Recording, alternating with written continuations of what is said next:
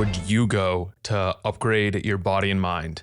In this episode, I sit down with biohacker Zach from Vitality St. Pete to explore the science of bioharmonization, from next generation peptides to cutting edge mitochondrial support to the deep restorative power of float tanks and sensory deprivation chambers. If you've ever wondered how the world's top optimizers stay ahead, you're about to find out. Some of the topics we discuss include biohacks and health technologies such as early diagnostics, full body MRIs, hyperbaric oxygen therapy, PEMF therapy, cancer methylation tests, getting regular blood work, peptides like BPC 157, TB 500, copper peptide, other peptides, wearables, and self-quantification and making use of all that data you collect, as well as the importance of personalizing health. Our guest this week is Zach Lowenstein,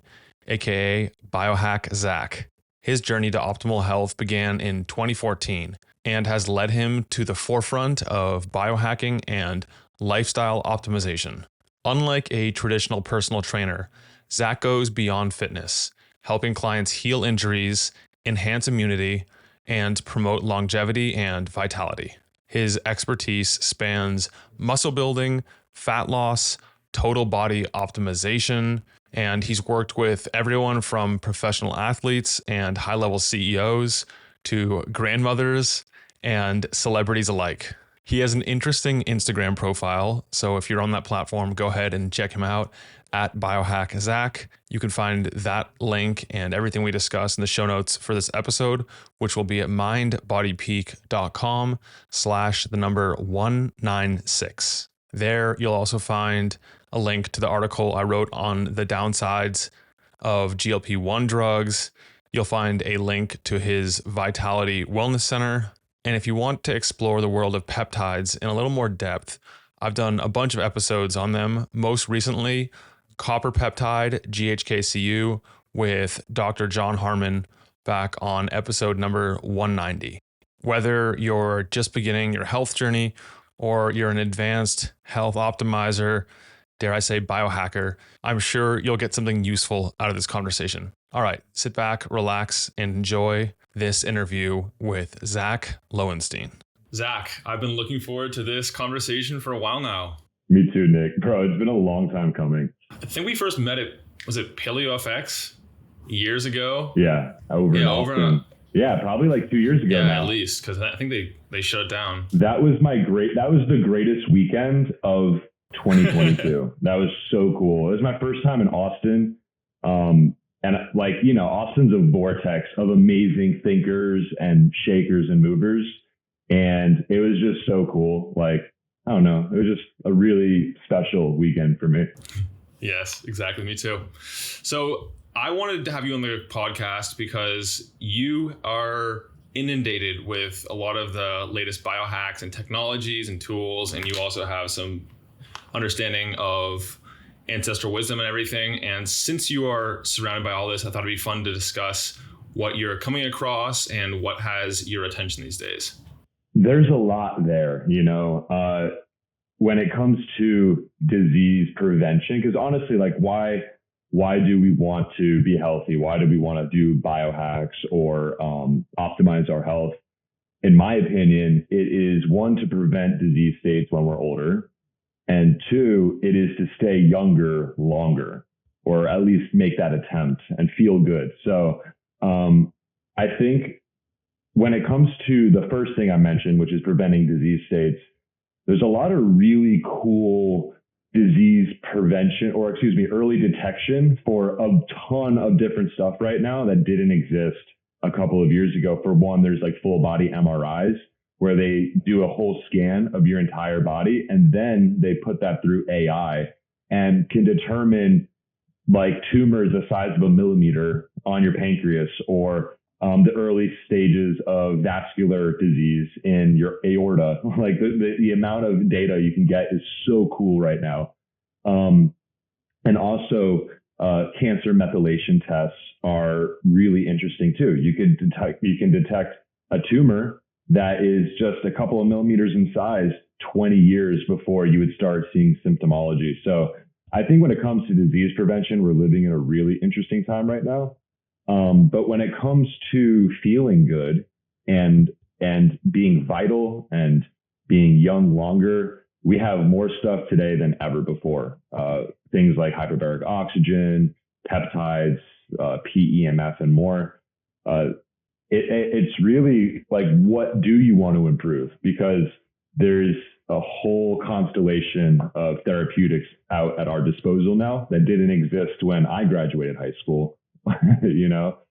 Any top diagnostics, if you were to restart and you had to choose between everything out there, you're feeling pretty good, healthy, where would you begin your cell quantification diagnostic journey?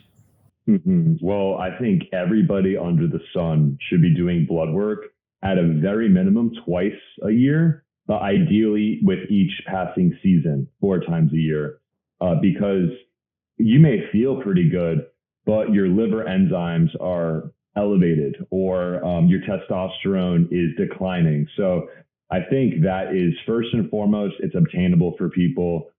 It's relatively inexpensive, especially if you go to like a med spa versus going through a doctor and insurance.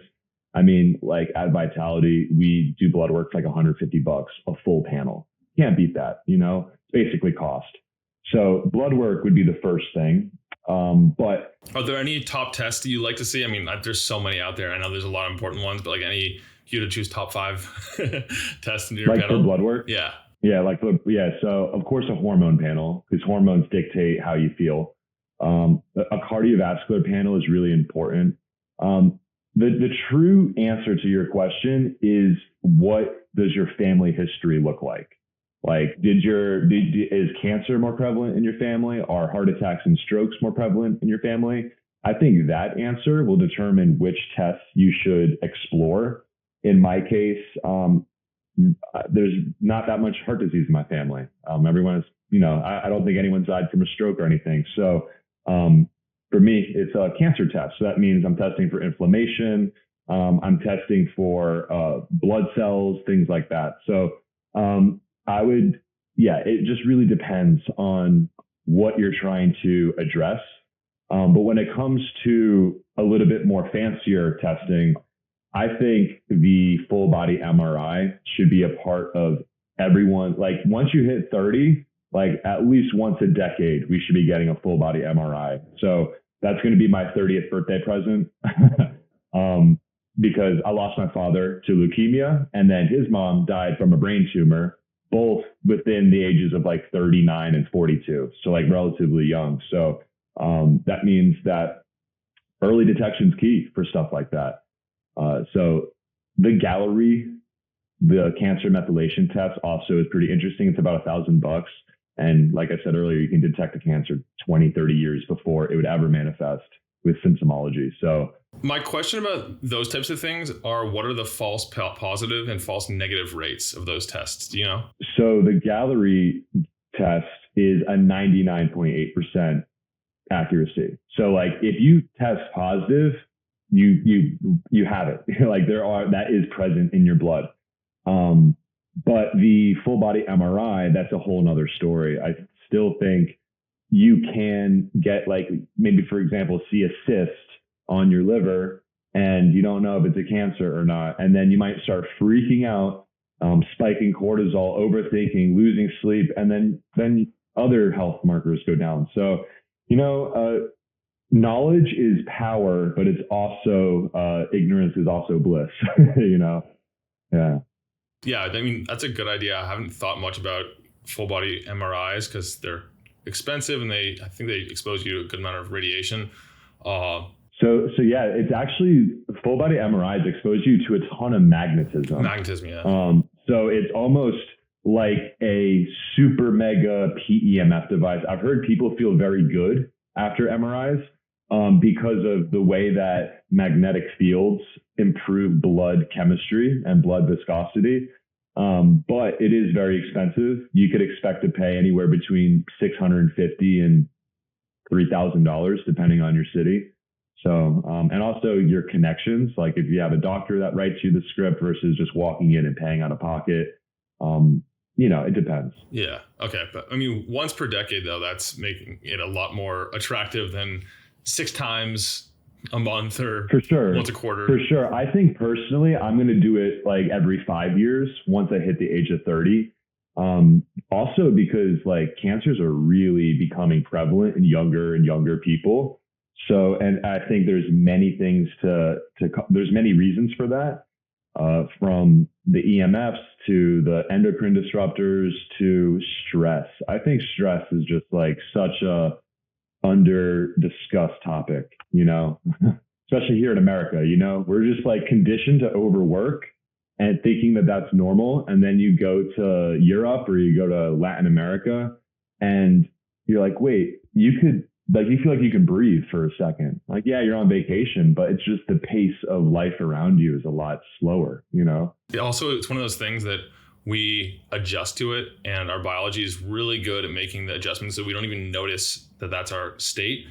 Yeah, we might have a period of stress and then all of a sudden it feels normal. Like, I'm not stressed.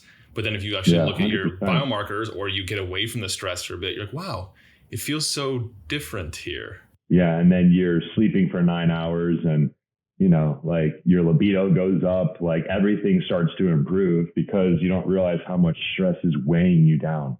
I've noticed, so like for the listeners, I manage a biohacking anti-aging facility here in St. Petersburg, Florida.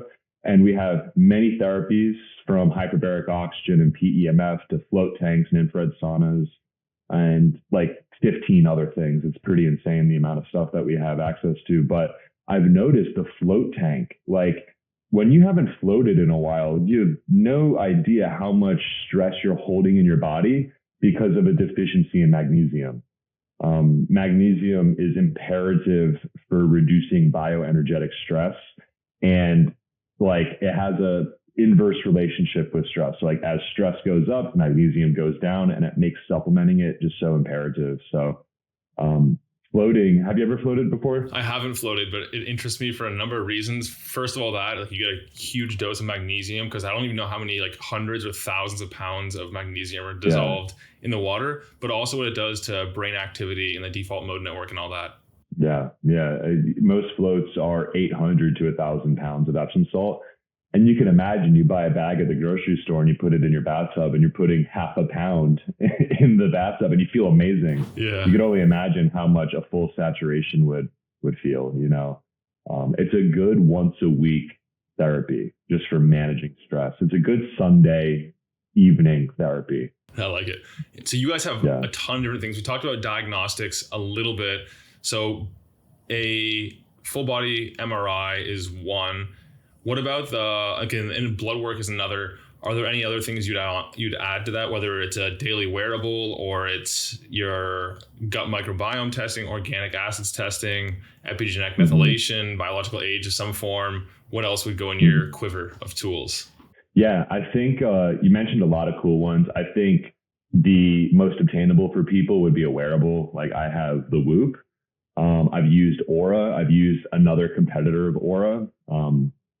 And just to have data is so important, as long as you don't let that data rule your life, but it's really important to develop an understanding of how your lifestyle affects your physiology. So tracking heart rate variability, tracking respiratory rate and temperature, resting heart rate is so important. I experimented with the GLP-1 peptides, both tirzepatide and semaglutide. And like, I can't stress enough, it annihilated my nervous system. Within a few months, my HRV dropped by 40+%. My resting heart rate went up by 10 to 15 points on average. And I was sleeping 8 to 9.5 hours every single day and feeling just wrecked every morning. So, and the flip side coming off of that, my vitals have just dramatically improved. And that's a sign for me that there is some level of mitochondrial dysfunction. Perhaps I'm too lean. I don't know. Like I really don't know, because these drugs affect people so differently. But I could have pushed through. If I didn't have a wearable, I could have thought like, oh, this is just, I'm tired today. But like, truth be told, the biometrics don't lie. So I think a wearable is just a really applicable one for the listeners. And if I can make a suggestion, I think women should tilt towards the Oura Ring because it tracks your cycles, and then the Whoop for men because it's a bit more tilted for physical activity, And I've had both. I really personally get way more data from the Whoop. But I do think the app of Oura is super sexy. So like, pick and choose. But when it comes to biological age tests, glycation tests, methylation tests, stuff like that, I actually haven't explored them too much yet. For one, I think they are relatively in their infancy. And there's actually a new test that came out called MeScreen, and that measures, I want to say 12 different metrics of mitochondrial health. And in my opinion, that is likely the most accurate and the most accurate test for cellular health, because when your mitochondria are not doing too hot, the whole system starts to fall apart thereafter. And you can get really detailed information about mitochondrial health from glycation to cell respiration. And based off of that data, you could actually change your lifestyle to improve mitochondrial health. So the human body is a huge adaptation machine. We're constantly adapting to our internal and external environments. So when you get that information, you can see like, oh, like my mitochondria are poor methyl or poor their glycation, like they're not doing too well. So that means I should probably not eat sugar before bed. I should maybe explore more ketogenic or fasting mimicking diet type of lifestyle, So data's power, but it's you have to do it. Yeah, like knowing that you should be fasting is one thing, but actually fasting and applying that knowledge is an entirely different ballgame, Yeah, but having the knowledge is a good first step. For sure. Really interesting that you're mentioning about the GLP-1 drugs and your vitals, because back about 3 years ago, I started researching them and I wrote an article about the downsides of them because no one was talking about them. They just saw them as these cure-alls basically for just about everything, and including addiction and all kinds of stuff. And for the right population, it makes sense. But also like there was that same trend that I saw in the research where people were having elevated resting heart rates and lower HRVs and a lot of other deleterious changes, but I didn't realize it would be so significant. I didn't look into the actual numbers for each person, and a lot of people in the studies were not healthy, young, and fit like you are. So it's interesting to hear just how dramatic the changes were for you. Yeah, man. I've heard that it's also like a feature, not a bug, because when you have a lower HRV and a higher resting heart rate, your metabolism is working a bit harder. Like your nervous system's a bit more sympathetically driven. So you actually burn more calories at rest. And to be fair, like I think GLP-1 peptides could potentially be the most important discovery in the last 20 years for Americans because we're so metabolically unhealthy. I think it's like incredible for the right person. If used properly, if you're eating the right amount of protein, if you are doing resistance training and prioritizing self-care, I think it could be a really useful tool. But for me, it didn't really jive with my physiology, but I did notice a massive decrease in addiction. Not that I'm like, an addict, but I definitely barely drank at all when I took that or barely smoked any pot. Like I look at GLP-1 peptides like an impulse control drug. Like it lowers the noise. So you are less likely to act on your impulses and you're just more content with how you feel in this moment. So I think there's definitely a time and a place. I think much of the population would benefit from experimenting with it for three months or so, just to like kind of get a grip on their life a little bit, but not for everybody. Yeah, definitely not for everybody. I do acknowledge that my side effects are a little bit more extreme than others. I have a lot of friends that are fit and healthy and they absolutely swear by it. They have a ton of energy from it. So, we're all different creatures walking this earth. Yeah. My biggest concern with it is the way they work in the body doesn't mimic the natural way GLP-1 does. And also like there's a lot more incretins and other hormones associated with digestion and satiety and these processes in which the body naturally stimulates it. Have you played around with any of the alternatives that more mimic the natural half-life of GLP-1 instead of being 160 hours like I think the semaglutide is? It's ridiculous, bro. It's like, if it was a shot that you took every morning, sign me up. Like if it starts to wear off by the time I'm going to sleep, I'm going to experiment with that. My friend owns a weight loss clinic, and he said that, yeah, man, we can get these troches. They last for the day. And I'm like, okay, maybe I'll try that, because maybe it'll be out of my system by the time I'm going to sleep and recovering overnight. If you're going to go on vacation and you just know, hey, I'm going to be in New York City, there's going to be food everywhere. That might be a good time to be on a GLP-1 for a week, but using it more as a tool versus a lifestyle drug. But I hear you, bro. I have explored resistant starch, red pigments, various prebiotics, and they definitely suppress the appetite. They definitely improve digestion. But will someone lose 80 pounds from taking resistant starch every night? Maybe, but probably not, Yeah. But for someone healthy like us, it would likely be a better alternative. But I think if someone's dealing with addiction, likely the peptides would probably be a better fit. And I'm really excited to see what some of these new studies coming out with alcoholism, where they take this whole industry, because I think it could be the first addiction drug. Yeah, the first addiction drug that's successful. Yeah, and makes you leaner. That'd be, I don't know. I think it's good. Yeah. So there's a lot of the natural alternatives.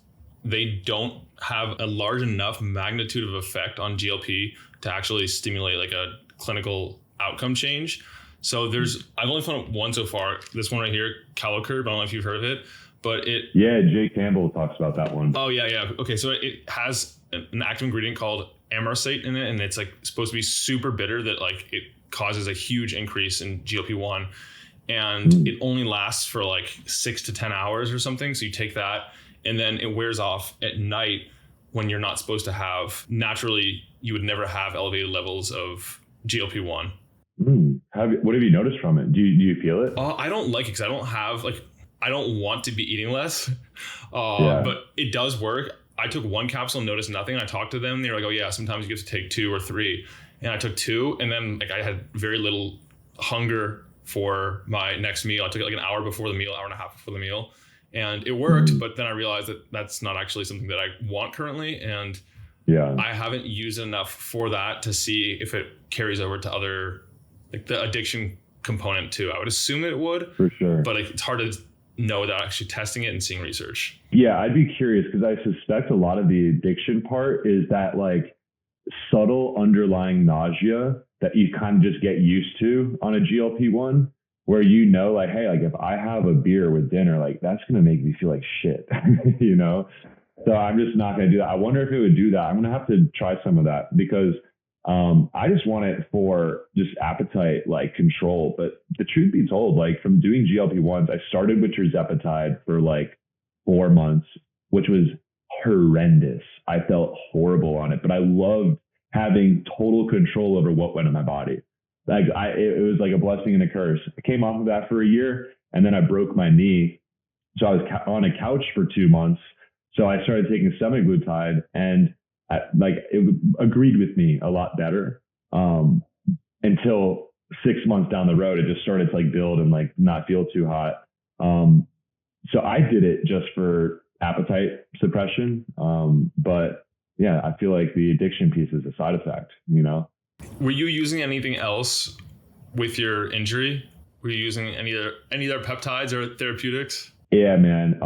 The injury was such a blessing, in all honesty, because it allowed me to apply a lot of the things that I've been learning about over the last 10 years or so. So right off the gate, the day it happened, I intuitively knew that ice was not what I needed. I tried putting ice on it like an hour or two after, and it locked up my knee. It like literally just like became stiff. So I put infrared light. I have a red light panel. Actually got it right here, like a nice like little red light panel and infrared. And I would do that twice a day for 20 minutes on the knee. I used electric stimulation just to put current through the knee and stimulate blood flow. What form? What form? Of electrical stimulation? EMF. Yeah, it was EMF. So okay. I was running around, I believe it was like 250 hertz, which is like the hertz are interesting. The lower the hertz, it contracts muscles, and the higher the hertz, it elongates muscles. So just running like a subtle current through it for like an hour just brings more energy, electricity, oxygen, blood, nutrients to the area, which helps facilitate healing. But that immediately made me go down the peptide rabbit hole. I had done BPC a few years before that, just out of an experiment, but I dove head deep into the peptides after that. It really triggered this like snowball effect. So I was doing some of the growth hormone secretagogues. I was doing BPC and TP500. And I think the major thing that helped me was I was using high intensity pulsed electromagnetic fields on the knee for an hour a day, every single day. I mean, I didn't skip a day for like 30 days. It was like my job to heal as fast as possible. And 2.5 weeks after I fell, I got an MRI about a week after I fell. And then I went into the doctor's office, and the orthopedic surgeon was just looking at my MRI. He's like, hey, you don't need surgery. You have a fractured tibia, a crushed meniscus, and sprained ACL. And he's just looking at the scan. He's like, how are you walking right now? He's like, you don't have crutches. Like you seem pretty pain free. And I'm like, I told him, I'm like, yeah, I'm doing peptides, infrared light twice a day, PEMF. He's like, what's PEMF? And I'm like talking to an orthopedic surgeon telling him about an FDA approved therapy. Like, I'm like, you don't know what PEMF is? I'm like, it's pulsed electromagnetic fields. It's approved to heal broken bones. It accelerates bone metabolism and a ton of other things. And he kind of smirked. He's like, yeah, too bad insurance would never cover that. And I'm like, yeah, it is too bad that insurance won't cover an FDA approved therapy for a broken bone. Like, what? And we kind of shoot the shit a little bit, going back and forth. He's like, listen, man, you don't need surgery. And honestly, your protocol is interesting. Like, you don't really need to come back and see me. You should for a follow-up, because I just want to see about how this protocol is, like, how it's working for you. And I came back 10 weeks later, and he was like, he just asked me a bunch of questions. It was really cool. Just, I'm like a younger guy. He was an older guy, and just like learning about all this stuff. I feel like someone in his position could really help somebody. 10 weeks after my fall, I went to a music festival where I walked 20,000+ steps a day. I had a little bit of a limp. I wasn't super stable. I wasn't jumping, but like I was able to live my life, So the knee injury, it honestly took me about a year to get 100% to where I can like go for a run or deadlift really heavy weight. But it's just been a really interesting journey into myself, because like your knees, they create motion in your life. They keep your vessel moving forward. And when you lose the ability to do that and you're forced to sit still, it makes you like reevaluate things, Yeah, absolutely. I mean, that's for anyone who's very physically active, the thought of like a debilitating injury that like literally puts you on the couch or in bed for a while. It's like jail. It's like going to jail. Yeah. But I like, for anyone that's going through an injury, arguably beyond the biohacks that I did, the most important thing you can do is actually rest. Like, let your body do its thing. Don't try to go to the gym and shoulder press if you have a torn delt.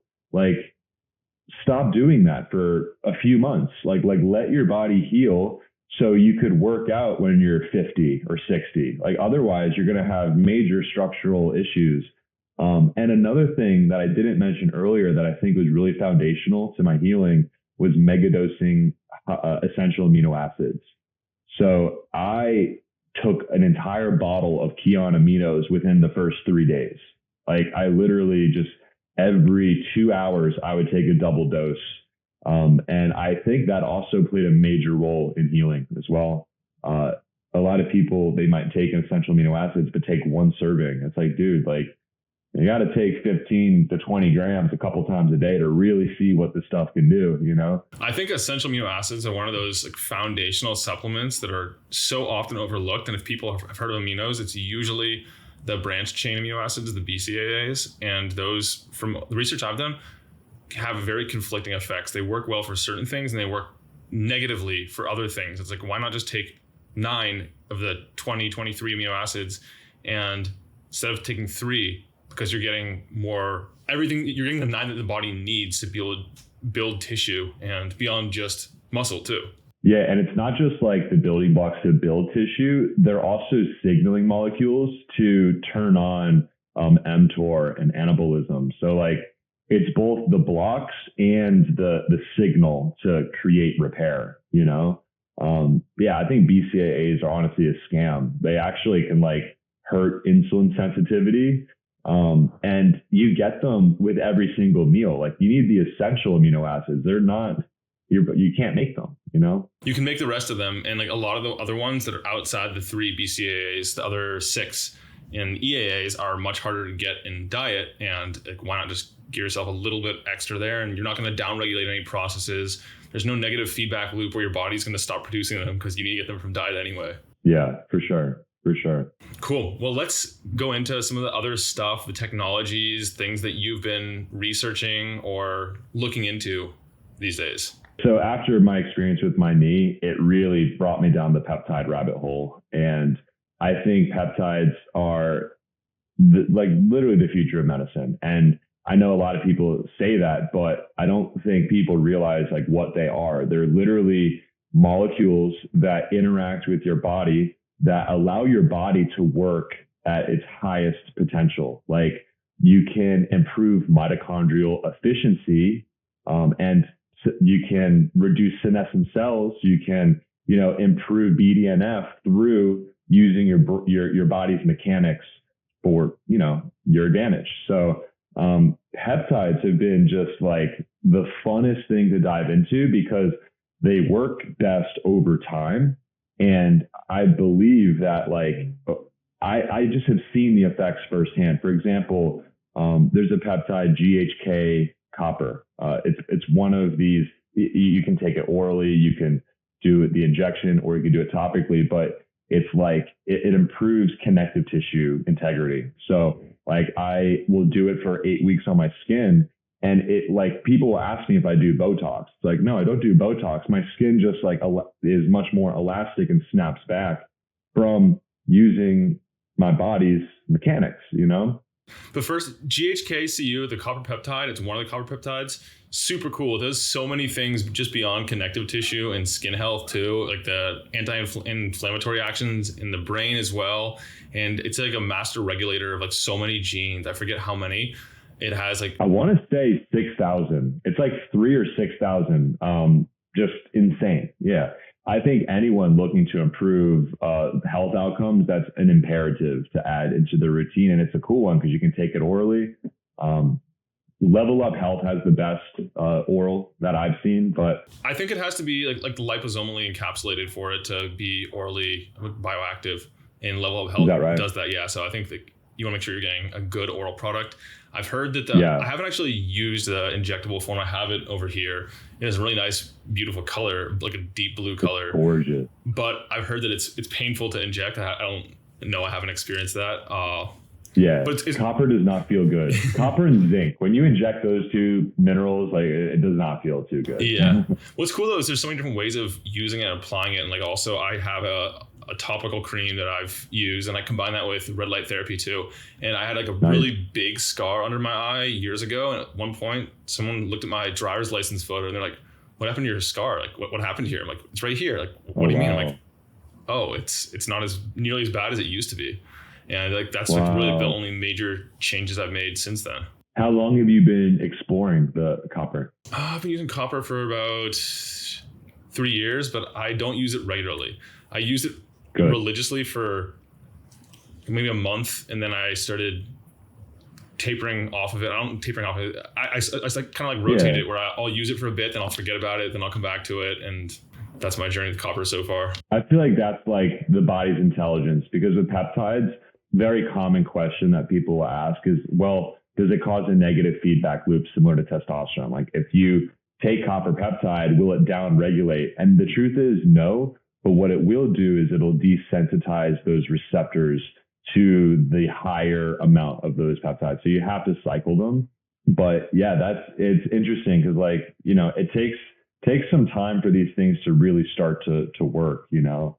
What other peptides have you explored? Oh, I've used so many over the years. My first one I used is a bit unusual for most people. The first one I ever used was melanotan, because I was going to be out under the hot Baja sun right next to the Tropic of Cancer, and like really high UV, like really intense. And I used to always just get so burnt. So I built like a stack for myself. I removed all seed oils from my diet. I got astaxanthin. I had foods that are rich in melanin, such as mushrooms, and I added shilajit. Got a lot of the dark pigments, the anthocyanins from like blueberries and stuff. And then I added melanotan to help prevent the sunburn. And it worked great. I didn't get burnt at all. I got a lot darker, and it was nice. Like I built up my melanin in my skin, and I got less sun damage as a result. So that was my first. And then I went on to a lot of the usuals, like the usual peptides like BPC 157 and TB 500, TB4. And then I also started playing around with some of the nootropic peptides like dihexa, and I have CMAX right here in front of me. And there's just so many. It's a really cool world.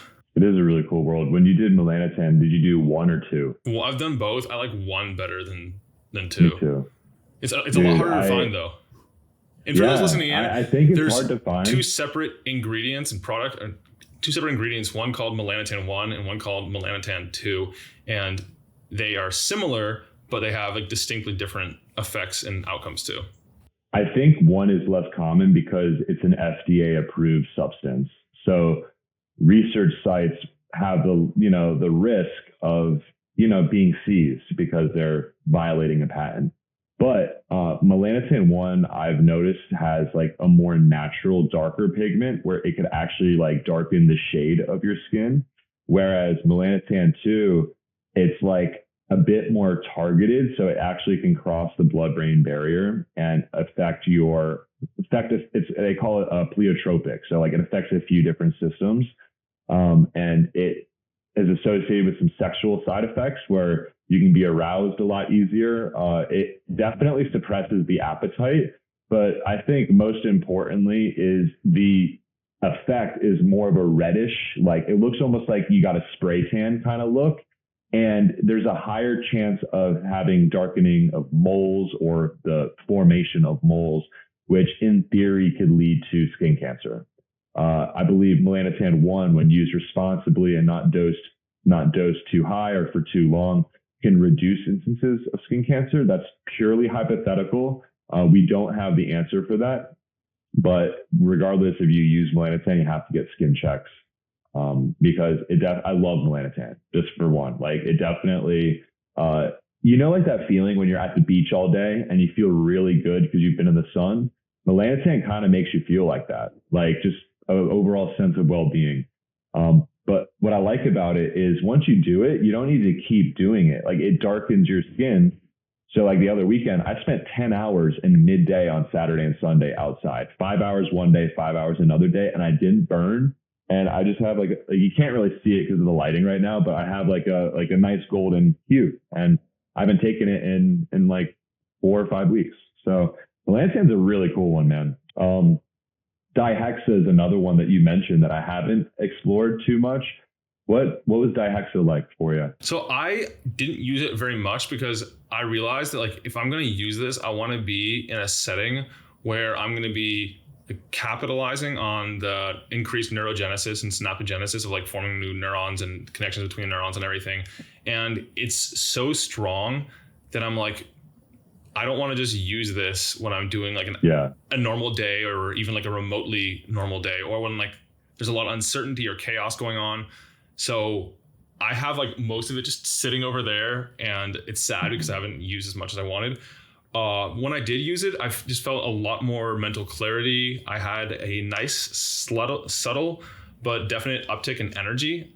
I don't know exactly why, but it wasn't like a caffeine energy. It was more mild than that, but it was more like anti-fatigue, really. And I had an easier time like reaching for words and finding those. And I've only used it a handful of times. I like C-Max more for regular use than dihexa. But I think for like neurofeedback, for like neurofeedback or like those types of practices where you're trying to unwire certain pathways and rewire or wire others, I think that's a great combination, a great stack. I can see also dihexa. For one, there's concerns over potential carcinogenic properties to it. I don't think any of them have been validated, but people talk about that potential. But I feel like you're right. Like on a mundane, normal day, like even for like a recording day, like a podcast, it probably wouldn't be the best, because if you catch yourself just having one of those days where you're scrolling a lot, or like, you're being sucked into social media, that can create like an unhealthy neurological fortification, but like if you're learning guitar or Spanish, that might be like the perfect thing to take. So I tip my hat to you for having that self-awareness. Have you explored cerebrolysin?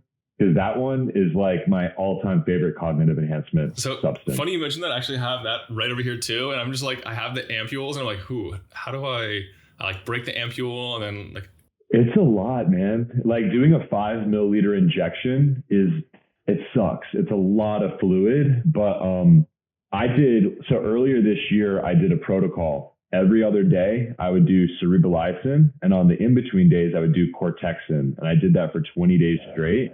And the improvement in short-term memory and verbal fluency was tangible even months later. So I definitely want to do that again. It just had such a profound effect. And also like this serotonin boosting effect, which could actually be bad for some people. Like it could make you a bit more laissez-faire, I suppose, and potentially even, I don't know, there could be some emotional things that come up when you start messing with serotonin, but I found it to be incredibly fruitful. So I encourage you to open that ampule and give it a try, bro. It's cool. It's really cool. I'm going to order some here soon. There's so many cool ones. I was just thinking about the other ones I have. I've used P21. I didn't really like it. Didn't agree with me very much. It didn't make me feel any sharper. And same with the other analogs and homologs of C-Max I have that are like the different forms, like supposedly like the stronger, better forms. They just don't work. They like make me feel tired. And yeah, C-Max makes me a little anxious. Like it kind of like the gas pedal to my consciousness, or am I kind of like more like, but Selenk, I really like Selenk. So you said the one that agrees with you, would that be the acetate form? Yeah, C-Max acetate, exactly.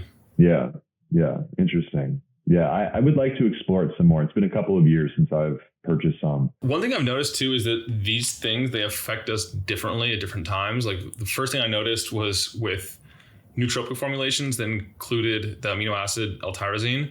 They gave me like a really like bad headache, like a migraine almost, and they made me feel robotic. And then that's a common ingredient in a lot of nootropics, brain supplements. Oh yeah. And then at some point, like some days I can take it and I don't feel that at all.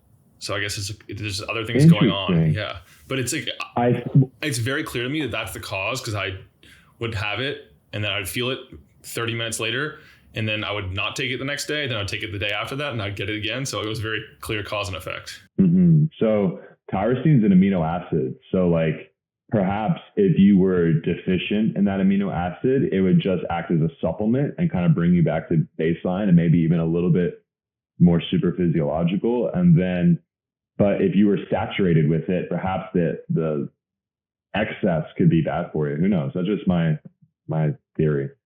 I like tyrosine. Tyrosine agrees really well with me. There's that sleep deprivation stack. What is it?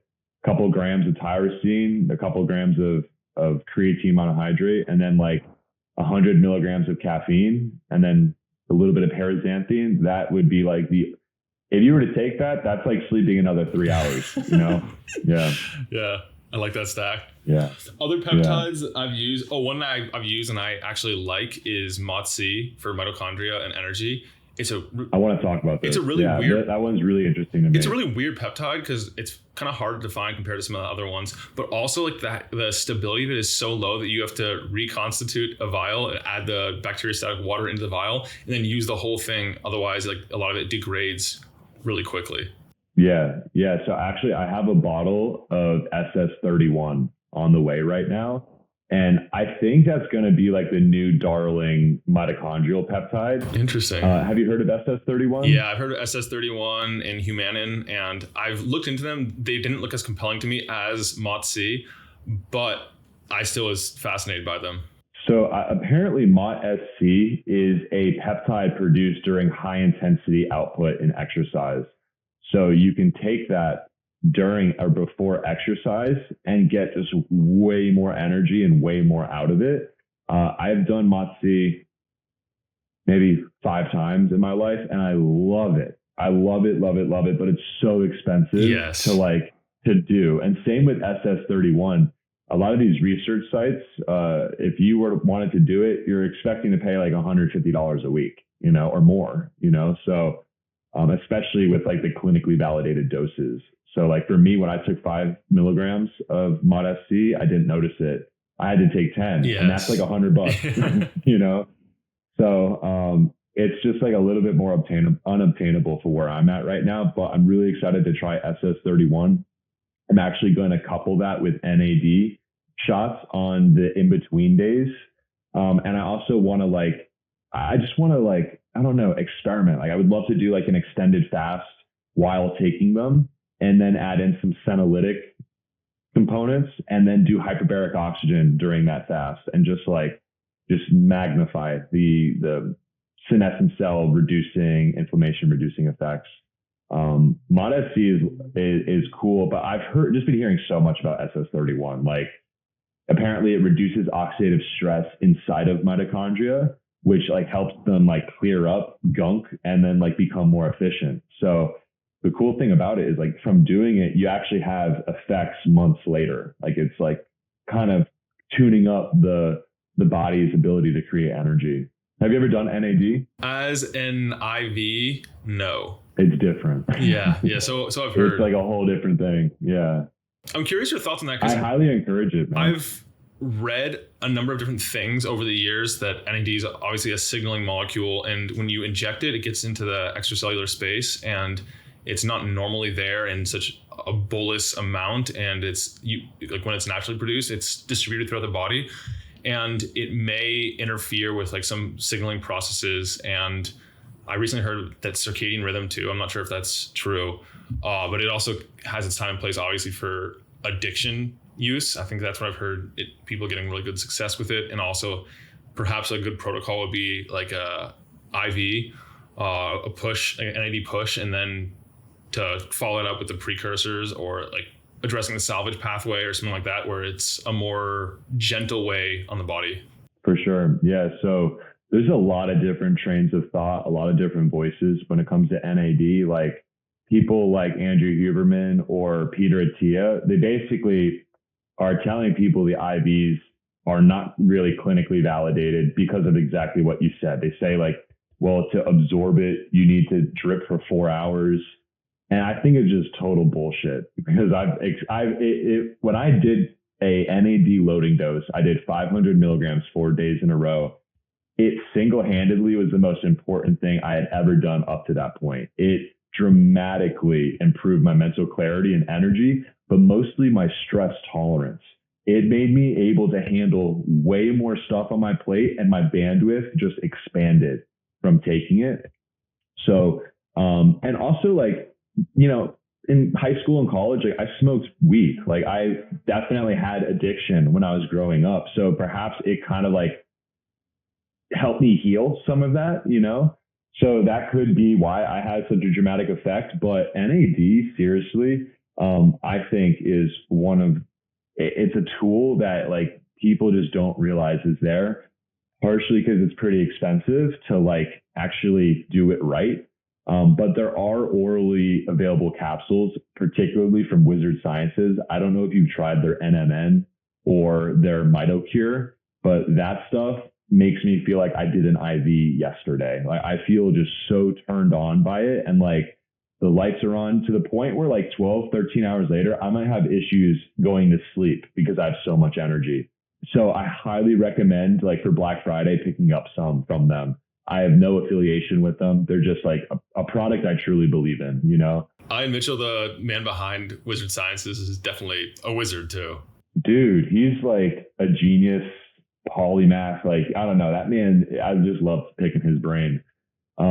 Yeah, he makes some really good products, the C60, all that stuff. He's a really forward thinker.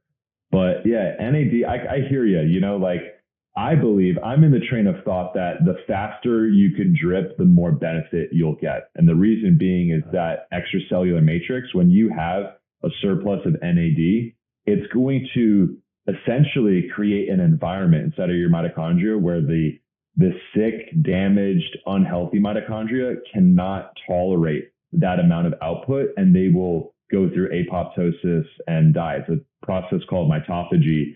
And when you're getting the IV, it feels horrendous. Like it does not feel good. It feels like someone is sitting on every part of your body. Like you feel like you can't really breathe. You feel maybe a little anxious. You might feel a little weird feeling in your brain or in your nuts. You'll swear that you're having an allergic reaction or something. You'll feel like, yo, there's no way that this is good for me. But once you do a loading dose, you'll find around day 3 or day 4, you start to be able to tolerate it a lot better. What was your protocol? How often were you doing these? So my protocol was, I started when I was 25. So I only needed like 4 days of a loading dose, but depending on the state of your health and your age, you might need 5, 6, anywhere up to 12 days of continuous dosing. The protocol, no alcohol for a week before, no caffeine for a couple of days before. You want to do it fasted in the morning. And if you can, try to fast for a couple hours after that, but usually you're pretty hungry. So at least eat low protein afterwards, just so you can kind of keep up that, mTOR will suppress autophagy and whatnot. So with peptides in general, it's usually a good idea to space protein away from them because peptides are amino acids and you don't want to have those competing. Yeah, 100%. So I did that. And then 4 to 6 weeks later, I did another maintenance dose. Did that for a few months and honestly kind of fell out of the rhythm of it, partially because I started working at another biohacking facility that didn't offer it. And I was getting the employee discount. But even working there, I would still pay the retail price. Of course, I'd get like a little discount, but like I would still pay to maintain that. And then I fell off of it for about a year or so. And I started feeling, it was like just a period of my life, I started feeling really depressed and like just stressed, weighed down. And I had an opportunity to do NAD, so I did it. And within 24 hours, it 100% 180. I started feeling so good. And it just showed me that like a lot of the times when we are down, we are experiencing a lack of nutrition or a lack of energy to the brain. So like, what can we do to improve energy to the brain? We will likely improve your emotional health as well. And what I found to be super fascinating is during that time of stress, my ADD seemed like it went away. I just started feeling really depressed. And then as soon as I did NAD, I started feeling like I was a kid again. Like I have energy. I'm like going from one topic to the other, like reading one book and then looking at one paper. Like I was just like all over the place, but it felt good because that's me. You know what I mean? It made me feel like me. Yeah, I was going to say it made you feel like more of yourself. And this is also after you're already doing the basics. You're already moving. You're already getting outside. You're already doing stress reduction. You're eating clean. I'm assuming fairly clean. It's not like you were just like neglecting all these and looking for a magic bullet. It's like you're already doing the basics right. Yes, 100%, bro. Focusing on sleep, stress reduction, seeing friends, all that. That was definitely a wake up call for me, honestly, man. Like, we do have tools now that can help us when we're not feeling too hot. Yeah. Other peptides. I have also, when I travel, I bring LL37 and thymosin alpha 1 with me as like an immunity thing in case I start feeling like I'm coming down with something. I'll use that. And it is extremely effective. I was mind blown just how effective that is. And that's like a usual stack for me whenever I travel. Yeah, I haven't done L37, but TA1, it's just weird how like when you do that, you feel stronger. Like your immune system feels more, I don't know how to put it. Like seems like allergies don't affect you anymore. And like someone could be coughing around you and you just feel like you can handle it. I love TA1. And that's another one that most people should do a couple times a year, just to the constellation of effects that it has on our immune system. And when you are sick, you are stressed and things start going wrong when you have a viral load, that's where autoimmunity can set in, or cancer or chronic disease. So anything that could make you more tolerant to viruses and bacteria are really important. Of course, you don't want to overdo it. And I think also just taking a shot could be like a limiting factor for a lot of people. There's just a stigma with needles, rightfully so. But you can, take bioregulators, which are an entirely different class of peptides, and get those effects. The difference between like a peptide and a peptide bioregulator, a peptide is like a signal to a cell to create a change or a function. Meanwhile, the bioregulator is a signal to your DNA to upregulate or downregulate certain genes. So it's like affecting the entire gland or the entire organ, versus a peptide, which is like a sniper affecting just one aspect of a cell. If that makes sense. Yeah. And bioregulators are nice because they're also orally bioavailable. So you can just consume a short course of capsules and you can get better thymus gland activity or whatever your chosen organ system is. Yeah. And that's another one that people should be doing throughout their year. Because like there's been really interesting papers, like people that use bioregulators throughout their lifespan have better all-cause mortality outcomes than people that don't. So it's another relatively inexpensive therapeutic that is obtainable for people. It's easy to take 2 capsules before bed, Yeah. I've explored those a bit, especially after I fell. I did the bone marrow bioregulator and the blood vessel bioregulator because bone marrow produces stem cells. And the thing with the bioregulator is like you don't feel it. So it makes you a little bit less inclined to keep up with it. But it's still, I feel like it probably did something, Yeah. Because it's so convenient, like a pill is much easier for most people to use. And 5 years ago would have been easier for me to do than a needle. I would have just said no because of the needle in itself. But like that's a good place to start. And also like the protocols are pretty short and like easy to do. There's some research on them coming out of Russia, now some coming out of the US, and there's a lot of different places you can target. I don't know if there's been any research on the stack of peptides plus bioregulators. I think that'd be fascinating because there's probably some good synergy there. Totally agree. Speaking of bioregulators and peptides, some peptides are bioregulators, like the GHK copper peptide is the skin bioregulator. But I believe my all-time favorite is epitalin. Like no conversation about peptides would be complete without epitalin because that is the pineal gland's bioregulator. And the pineal gland is like the most upstream system in our body that can control just so many elements of health because it's like your circadian gland.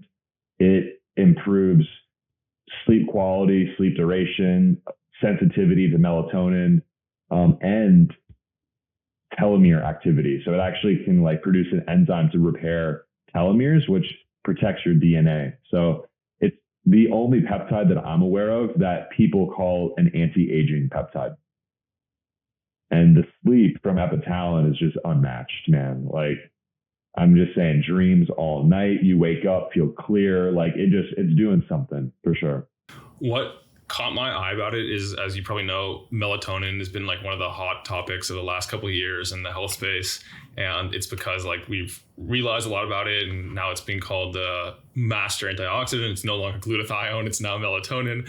And the issue with melatonin supplementation is that if you consume normal powder or even capsules, you get a big spike and then it just drops away. And that's not at all how it works in the body. So for a while, and what I usually do is I'll take like a liposomal or extended release melatonin, and that mitigates that issue, but it's still not the way the body produces melatonin on its own. It produces melatonin like growth hormone in pulses.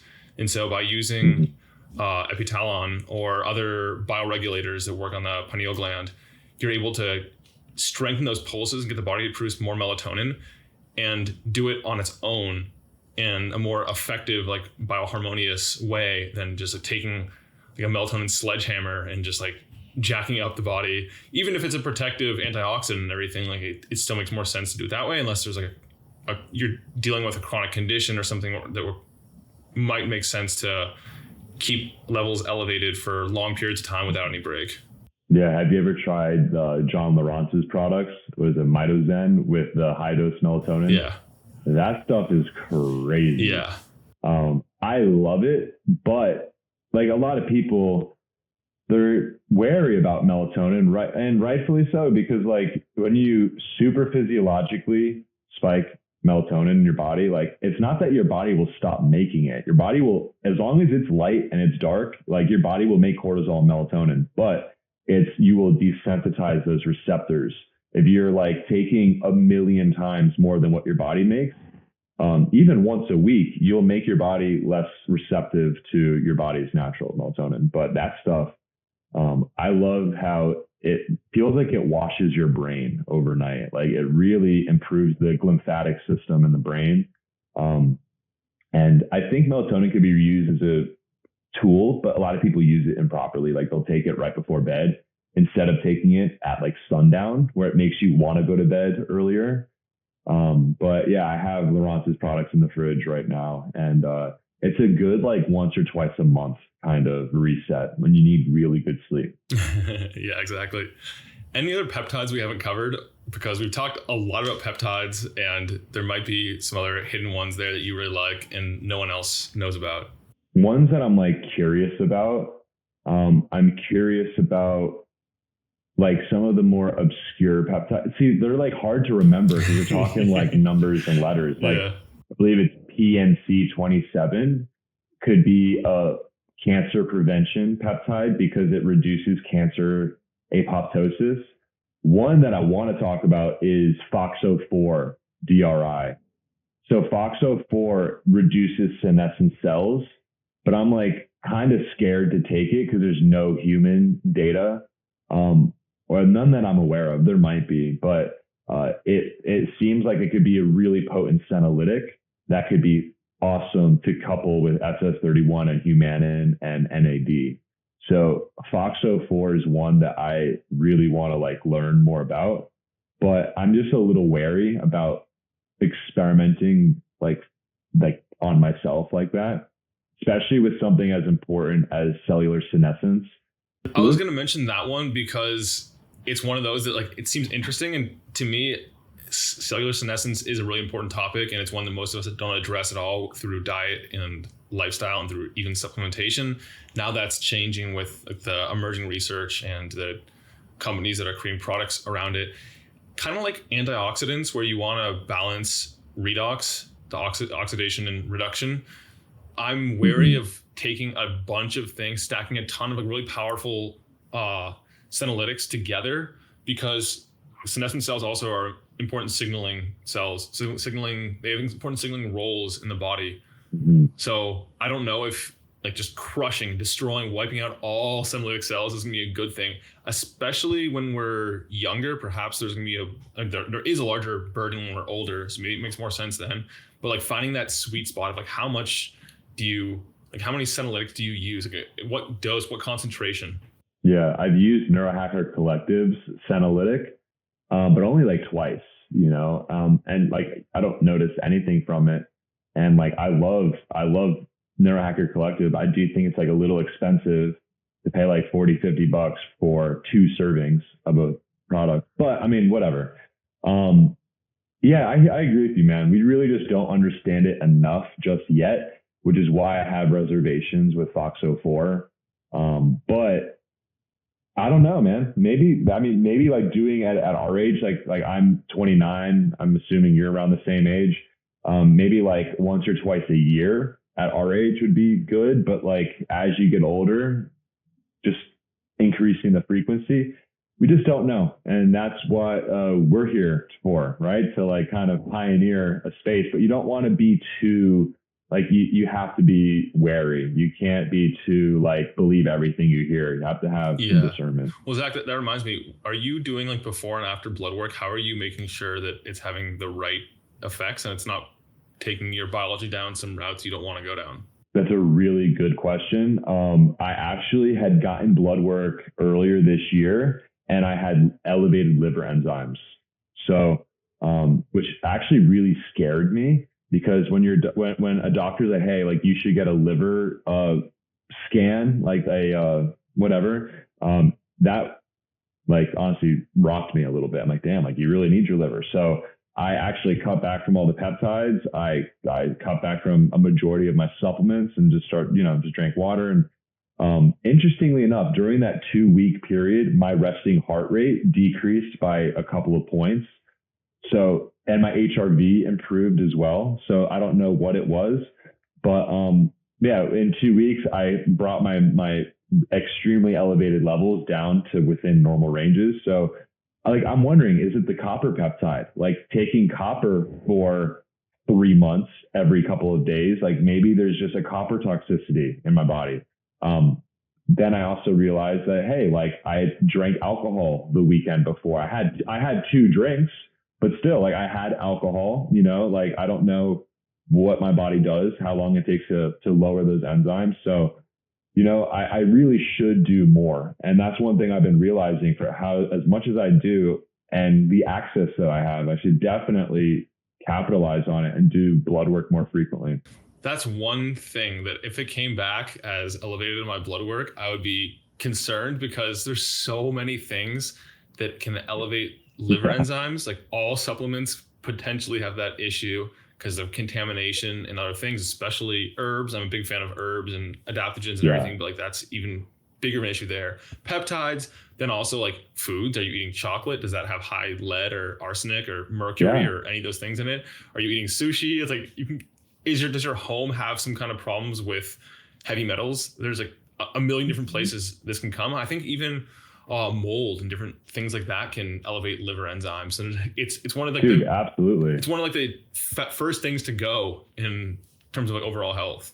Yes, yeah, and that's a really good point. It's like a very good early detection, like what's it, the check engine light, for your body. If your liver enzymes are high, like you need to reevaluate. I personally think it was from taking enclomiphene. So I was going through like a period earlier this year where I just had low energy, just didn't feel good. And I got my blood work and I had like really low testosterone. It was like 360 and my free testosterone was like 7, So I started taking enclomiphene and even then my liver enzymes were slightly elevated, like almost to the point of like, hey, like you should be worried about this or concerned. So I started taking enclomiphene every day. And a few months later, I tested my blood and my liver enzymes were so much higher. And I also felt like not good. Like I felt like when I would urinate, it was like super dark and like something was off. So I stopped taking that entirely. And I felt better. So I want to say it was probably from taking enclomiphene on a daily basis. Interesting. Because that's billed as like the number one alternative to like TRT injections. A lot of men are going for it these days. And I also think that I've heard the people advocating it say that it doesn't impact your liver enzymes like a lot of the other anabolic hormones do. Yeah, who knows? I might just have one gene that cannot process one byproduct of it. And like, for me, it doesn't work. Who knows? Or maybe it was something else, but I think me taking a drug every single day and also like occasionally taking modafinil and then the entire other medicine cabinet of supplements that I have, something was not working with my body for sure. So you mentioned your genes. Did you have your genome sequenced and do you use that information at all? I do. My buddy, Dr. Tyler Pansner, you gotta have him on your show, bro. He's awesome. Yeah, he is so cool. But he helped me dive into my genes and just get a better understanding of like COMT and MTHFR, and like his recommendations really change people's lives, and is all from the genome. And you can go through 23andMe or whatever and get your raw file and then send it into various companies. I think there's like Prometheus, which I probably wouldn't recommend. And then there's Genome Link, which I thought was really cool. Genome Link, this is a really funny story. So I bought the premium. I was learning about my genetics, and it was funny. So you can go into like cognition and mental health. And it was kind of funny. Like, I have statistically, I am likely to be average intelligence, but my linguistic verbal skills are above average. So it's kind of funny. Like, I'm like not that smart, but I sound smart, you know? But also what was really interesting was my memory was very below average. So I'm like curious, like, does that mean I have a higher likelihood of dementia? Like, or does memory and Alzheimer's or dementia, are they like not mutually exclusive? You know what I mean? Like I could have poor memory because I have ADD and I'm like in my own world and I'm like not paying attention to things, you know? So I don't know, but that it was interesting. Genes, I think, are one of those fundamental tests that everybody should just do right off the gate, you know? And I found that for me, it's really helpful because in my interview with Dr. Pansner, we were talking about those specifics, and it might have been before the call, we were going through some of my results, and he shared that based on my results, I am less likely to do well with green tea extract. But like, if you talk to anyone, look in the research, green tea extract is so promising for so many things. It's like almost a superfood. And for some reason, when I take it, it just makes me feel off, and it makes me feel like wired and jittery, and like not in a good way. And like for me, it just doesn't fit with my biology. I think it's because of my COMT gene expression, or not expression, but just the gene, the variation. And there's so many things like that. Like, we all hear about how good these certain things are, or even in certain cases, how bad certain things are. And that might be true in general, on average to the population, but not to us as individuals. It can be the absolute best product or ingredient on paper, but if it doesn't work with your biology, it doesn't work. And if you're taking 10, 20, 30 different things, it's hard to say, okay, it's probably the green tea over here that's causing me to feel more jittery. Yeah, like the last thing you would think of eliminating. Same deal. We both have the same, that COMT mutation. And yeah, it was kind of wild. He's like, hey, do you get anxious when you take green tea? And I'm like, no. And then the next day I took it. I'm like, wait, like I actually am like my baseline anxiety is definitely higher than it would be if I did take it. Really valuable information. Same with quercetin. Like, I'm like, yeah, like that makes me anxious. Like I didn't realize. So yeah, shout out to Dr. Pansner. Yeah, that's my brother for sure. Yeah, absolutely. So based on all of this, like, what are parts of your stack now that are integral to your routine? Whether it's modalities or supplements or rare exotic foods that you can only import from one country a certain time of the year? Most integral part of my health lifestyle right now is balancing work and my own personal life, because I feel like I give a lot of myself at work, and you start to lose yourself a little bit when you are playing a role or fulfilling a role. So on the weekends, I have a saying, like, it's vacation mode. Like on the weekend, I live in Florida. It's gorgeous. My job is to disconnect as much as possible from work so I can reset my nervous system. And I would have to say the most integral part would be sharing meals with people. So like whether you are having like a Shabbat dinner, or like just inviting a friend or two, like, hey, like let's go get breakfast on Sunday morning. Like I think that is just so important for my mental and physical health. When it comes to sexy biohacks, PEMF is my all-time favorite. For one, we didn't really talk about the benefits of PEMF, but like it's essentially a very strong pulsed electromagnetic field that improves the viscosity of your blood by introducing negative ions to the system. And when you're doing that, you are oxygenating the bloodstream while activating nerves, which can cause like a calming effect on those nerves. So if you have pain, it can reduce pain. If you're just generally a little bit higher strung, it can turn you into a more parasympathetic state. So doing PEMF is integral. Doing the infrared sauna is imperative. Like, we live in such a toxic world. I think like 3 times a week is a minimum, but like 5 to 7 times a week is ideal. There hasn't been an observed diminishing returns to doing the infrared sauna. Like, the more you do it, it seems to be better for you. So as long as you're staying hydrated, taking your Shilajit and electrolytes and whatever. And I'd have to say, yeah, when it comes to like biohacks, the PEMF and the sauna are my big ones. But one thing that I've recently realized, being the last couple of days, is we have hyperbaric chambers at Vitality. And the fact that I've not been using them regularly is just an absolute shame. So I did a session yesterday, slept like an angel, and I also have so much more mental clarity and energy today. I'm like, how have I not been doing this? You know?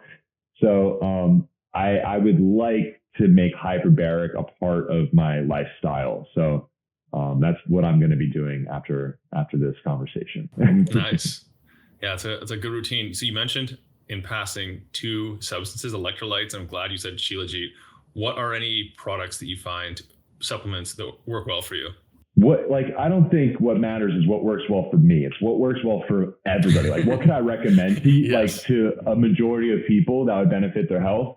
And humic and fulvic minerals are at the very top of that list, arguably before creatine and vitamins. Humic and fulvic acid helps the absorption and integration of minerals. And Shilajit is essentially like a Jurassic forest that is decomposed into a tar. And you can get all of the nutrients from this million-year-plus old forest. It's a really easy way to get a high bolus of rare minerals into your system, which can also assist with heavy metal detoxification, immunological support, and energy support, and hormonal support. So like across the board, it is so good. In fact, I recently started to experiment not with Shilajit, but rather just drinking humic and fulvic minerals. And it's good. It's less bitter, but I feel like I have more of like a oomph when I take Shilajit. So I'm likely going to go back. But yeah, I think taking minerals is the most important recommendation anyone can take away from this, because like the way I understand minerals is they allow physics to work properly inside of your cells. They allow the cells to like function as they're meant to function, and super important. And it's so simple, like vitamins and minerals. Like, you think, oh, like you overlook it because it's too simple, but it's so foundational. It is like, it's overlooked, you know?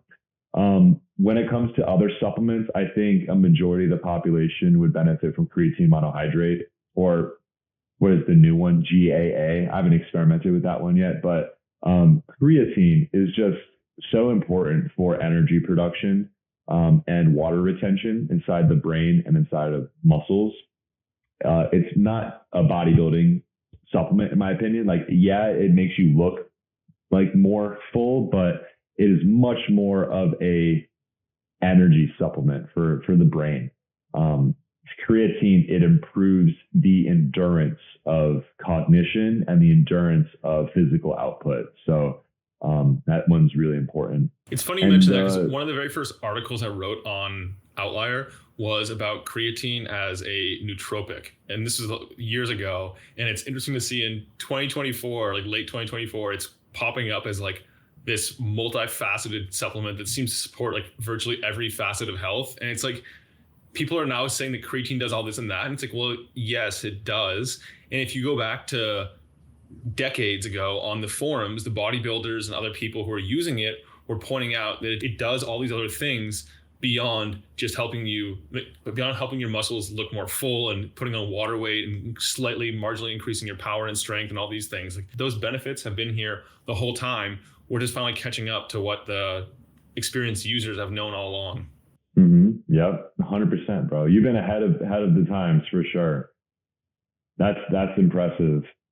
Yeah, man. Creatine, I cycle it. I tend to forget to take it for a while and then I pick it back up. A lot of people won't take it because it makes them bloated the first couple of days. Push through. It'll actually make you look leaner once you saturate yourself with it. So, and leaner by making your muscles look bigger. So, creatine's great. But I think the third would have to be getting your genetics analyzed and learning what specific vitamins you need. You have MTHFR, that might be taking more folate and methylated vitamins. I don't know, you should hit up our buddy Tyler and he can really help you figure out exactly what your body needs, because, you pay for one consultation one time, those vitamins you need for life. So, it is such an important investment I think we all need to make, to live and lead the healthiest life possible. To add on to that too, it's like, okay, you might have a genetically higher need for, say, magnesium. You might run blood work and be like, oh, my magnesium levels are fine. But that's because you're looking at the serum, and the serum is not going to give you a true indication of your body's need for magnesium, because you're going to pull it from your tissues and your bones and everything to keep that level in the blood stable. So it's like, that information is, in my opinion, worth its weight in gold, because then it helps you create a more targeted approach and not waste money on certain things. And then at the same time, instead of adding, say, what's a good example, vitamin A into your diet, you might already have really high levels genetically. So you could be creating more toxicity, even from the dosage recommendation on the bottle of a vitamin A product, if you're following that, because you don't know your own genetics. And that might show up in blood work and it might not. Yeah, I do 100%. And the fact I think one reform that we should be making as far as the FDA is concerned is the doses on supplements are just way too broad. What is good for a man is entirely different from what's good for a woman. There should be more specific information that's required out of labels, in my personal opinion. And I'm glad you mentioned magnesium, because that is another one that we all need. Whether we're exposed to EMFs, Bluetooth, Wi-Fi, 5G, or if we are working 40 plus hours a week, you need magnesium not only before bed, but also before you go to work as well, So that would be another one that I would be comfortable with recommending to everybody. Sweet. Yeah, I'm with you. Yeah. Universal magnesium. Add magnesium to the water supply. Yeah. Fuck fluoride. We need magnesium. Well, Zach, we can keep going for a very long time. Perhaps we'll do another one of these at some point to discuss any changes, because this has been a blast for me. If people want to connect with you, you have an active Instagram. Is there anywhere else you want to point them? How do they find you? So yeah, you can find me at Instagram, biohackzack, ZACK. Or you could hit me up on Facebook as well. But honestly, Instagram is going to be the fastest way to get in contact with me. If any of you are in St. Petersburg or Tampa Bay, I would love to show you Vitality. We have more recovery, biohacking, anti-aging modalities than anywhere, not only in Tampa Bay or Orlando. It's here to Miami. So we got more stuff. It's come through, and we're affordable. We're really affordable too. So that's the important piece. So you could also follow Vitality Wellness Center, or Vitality St. Pete, on Instagram. And I would love to meet you. Well, I hope at some point I'll be able to swing by and check out your space over there as well, because it sounds like you guys got lots of goodies, and it'll be fun to connect in person. I would love that. Okay, Zach, thanks for joining the podcast. Dude, that was great. Until next time. I hope that this has been helpful for you. If you enjoyed it, subscribe and hit the thumbs up. I love knowing who's in the 1% committed to reaching their full potential. Comment 1% below so that I know who you are. For all the resources and links, meet me on my website at mindbodypeak.com. I appreciate you and look forward to connecting with you. As a reminder, the information depicted in this video is for information purposes only. Please consult your primary healthcare professional before making any lifestyle changes.